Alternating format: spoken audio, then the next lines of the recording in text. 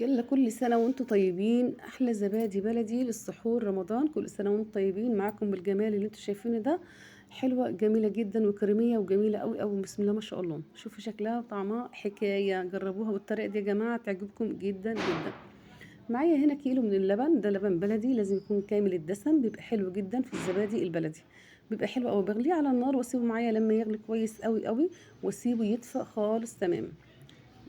دافي خلاص وبارد جدا، ما تخلوش ان هو سخن يا جماعه ابدا، عشان الزبادي ما تفصلش منك. معايا هنا كوبايه من اللبن، باخد من الكيلو اللي انا عملته كوبايه من اللبن، معلقتين كبار من الزبادي، معلقتين كبار من السكر، وابدا ان ادوبهم كويس قوي قوي مع بعض. ويستحسن ان انت تضربيهم في الخلاط. وانزل معايا بكوبايات هنا على حسب، دي طبعا كوبايات كبيره، عامل معايا 7 كوبايات، ممكن لو حجم اصغر تعمل 8 9 كوبايات معاكي.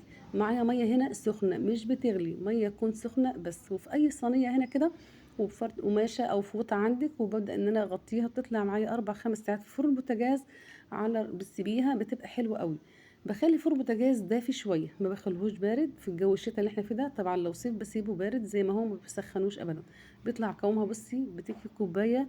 الناحية التانية ما شاء الله بتبقى حلوة وجميلة معاكي جدا وكريمية وفي منتهى الجمال. حاجة حلوة وجميلة ونظيفة، عاملاها بإيدك في البيت. كل سنة وانتم طيبين. بتبقى معاكي في منتهى الجمال.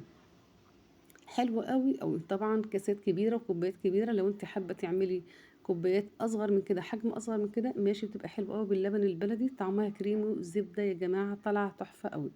من غير بقى مكنه زبادي، ومن غير ما تجيبي وتكلفي نفسك، بتبقى حلوه في البيت. سهله وبسيطه، بتاخدش منك وقت خالص، جميله. بس لازم اللبن يكون دافي. جميل جدا. لايك كتير الفيديو، واشوفكم على خير. سلام عليكم.